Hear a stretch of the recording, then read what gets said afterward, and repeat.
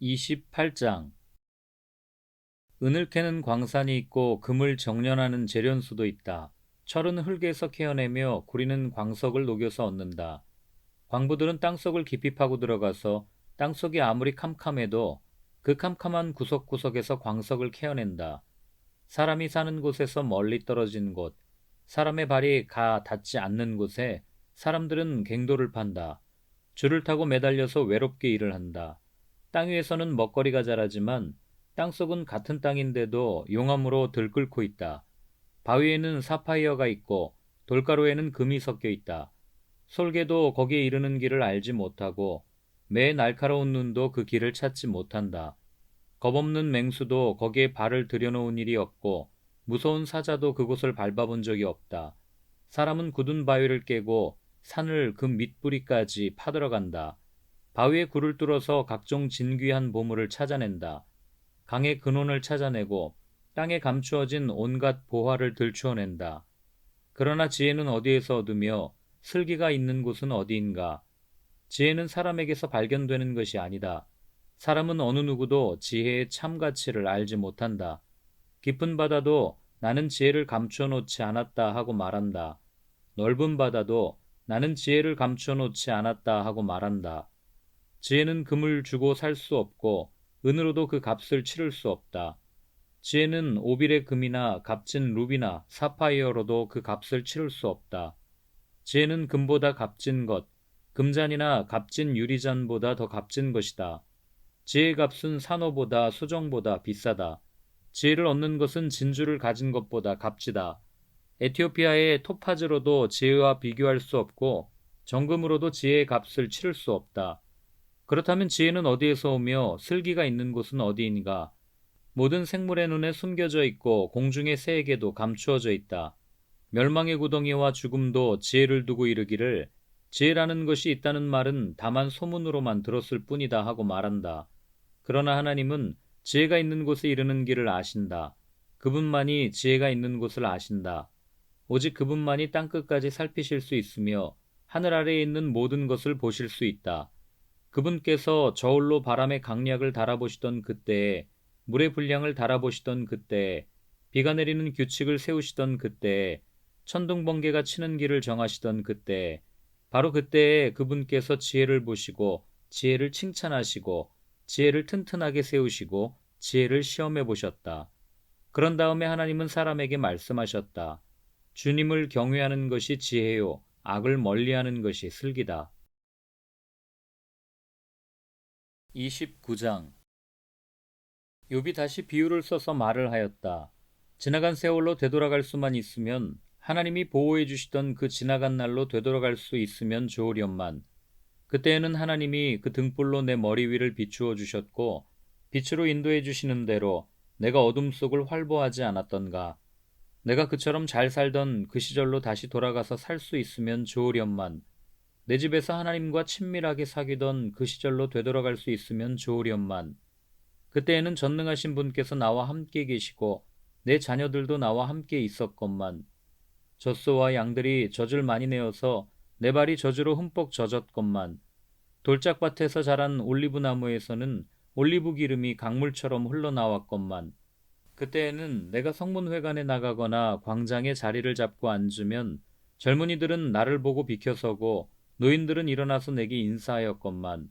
원로들도 하던 말을 멈추고 손으로 입을 가렸으며 귀족들도 혀가 입천장에 달라붙긴 한 것처럼 말소리를 죽였건만.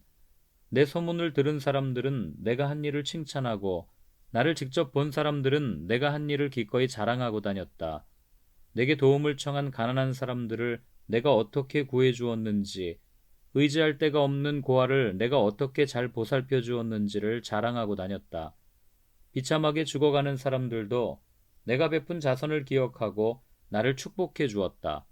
과부들의 마음도 즐겁게 해 주었다. 나는 늘 정의를 실천하고 매사를 공평하게 처리하였다. 나는 앞을 못 보는 이에게는 눈이 되어주고 발을 저는 이에게는 발이 되어주었다. 궁핍한 사람들에게는 아버지가 되어주고 알지도 못하는 사람들의 하소연도 살펴보고서 처리해 주었다. 악을 행하는 자들의 턱뼈를 으스러뜨리고 그들에게 희생당하는 사람들을 빼내어 주었다. 그래서 나는 늘 나는 죽을 때까지 이렇게 건장하게 살 것이다. 소털처럼 많은 나날, 불사조처럼 오래 살 것이다. 나는 뿌리가 물가로 뻗은 나무와 같고 이슬을 머금은 나무와 같다. 사람마다 늘 나를 칭찬하고 내 정력은 쇠하지 않을 것이다 하고 생각하였건만 사람들은 기대를 가지고 내 말을 듣고 내 의견을 들으려고 잠잠히 기다렸다.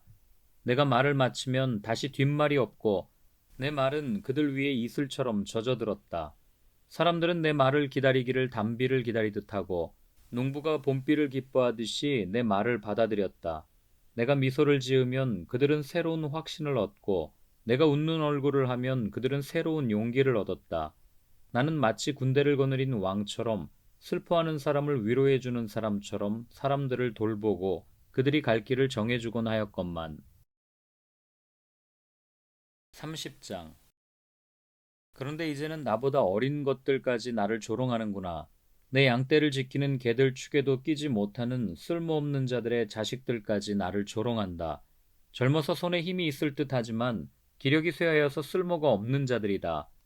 그들은 가난과 굶주림에 허덕여서 몰골이 흉하며 메마른 땅과 황무지에서 풀뿌리나 씹으며 덤불 속에서 자란 쓴 나무를 캐어 먹으며 대살이 뿌리로 끼니를 삼는 자들이다.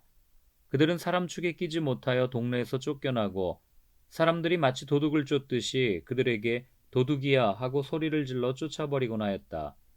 그들은 급류에 패여 벼랑진 골짜기에서 지내고 땅굴이나 동굴에서 살고 짐승처럼 덤불 속에서 움츠리고 있거나 가시나무 밑에 몰려서 웅크리고 있으니 그들은 어리석은 자의 자식들로서 이름도 없는 자의 자식들로서 회초리를 맞고 제 고장에서 쫓겨난 자들이다. 그런데 그런 자들이 이제는 돌아와서 나를 비웃는다. 내가 그들의 말거리가 되어버렸다. 그들은 나를 꺼려 멀리하며 마주치기라도 하면 서슴지 않고 침을 뱉는다. 하나님이 내 활 시위를 풀어버리시고 나를 이렇게 무기력하게 하시니 그들이 곱비 풀린 말처럼 내 앞에서 날뛴다. 이 천한 무리들이 내 오른쪽에서 나와 겨루려고 들고 일어나며 나를 잡으려고 내가 걷는 길에 덫을 놓고 나를 파멸시키려고 포위망을 좁히고 있다. 그들은 내가 도망가는 길마저 막아버렸다. 그들이 나를 파멸시키려고 하는데도 그들을 막을 사람이 아무도 없다. 그들이 성벽을 뚫고 그 뚫린 틈으로 물밀듯 들어와서 성난 파도처럼 내게 달려드니 나는 두려워서 벌벌 떨고 내 위험은 간 곳 없이 사라지고 구원의 희망은 뜬구름이 사라지듯 없어졌다. 나는 이제 기력이 쇠하여서 죽을 지경에 이르렀다. 지금까지 나는 괴로운 나날들에 사로잡혀서 편하게 쉬지 못하였다. 밤에는 뼈가 쑤시고 뼈를 깎는 아픔이 그치지 않는다. 하나님이 그 거센 힘으로 내 옷을 거세게 잡아당기셔서 나를 옥기처럼 휘어감으신다. 하나님이 나를 진흙 속에 던지시니 내가 진흙이나 쓰레기보다 나을 것이 없다. 주님, 내가 주님께 부르짖어도 주님께서는 내게 응답하지 않으십니다. 내가 주님께 기도해도 주님께서는 들은 채도 않으십니다. 주님께서는 내게 너무 잔인하십니다. 힘이 세신 주님께서 힘이 없는 나를 핍박하십니다. 나를 들어올려서 바람에 날리게 하시며 태풍에 휩쓸려서 흔적도 없이 사라지게 하십니다. 나는 잘 알고 있습니다. 주님께서는 나를 죽음으로 몰아넣고 계십니다. 끝내 나를 살아있는 모든 사람들이 다 함께 만나는 그 죽음의 집으로 돌아가게 하십니다. 주님께서는 어찌하여 망할 수밖에 없는 연약한 이 몸을 치십니까? 기껏 하나님의 자비나 빌어야 하는 것밖에는 아무것도 할 수 없는 보잘것없는 이 몸을 어찌하여 그렇게 세게 치십니까? 고난받는 사람을 보면 함께 울었다. 궁핍한 사람을 보면 나도 함께 마음 아파하였다. 내가 바라던 행복은 오지 않고 화가 들이닥쳤구나. 빛을 발았더니 어둠이 밀어닥쳤다. 근심과 고통으로 마음이 갈기갈기 찢어지고 하루도 고통스럽지 않은 날이 없이 지금까지 살아왔다. 햇빛도 비치지 않는 그늘진 곳으로만 침울하게 돌아다니다가 사람들이 모여있는 곳에 이르면 도와달라고 애걸이나 하는 신세가 되고 말았다. 나는 이제 이리의 형제가 되고 타조의 친구가 되어버렸는가. 내가 내 목소리를 들어보아도 내 목소리는 구슬프고 외롭다. 살갗은 검게 타서 벗겨지고 뼈는 열을 받아서 타버렸다. 수금소리는 통곡으로 바뀌고 피리소리는 애곡으로 바뀌었다.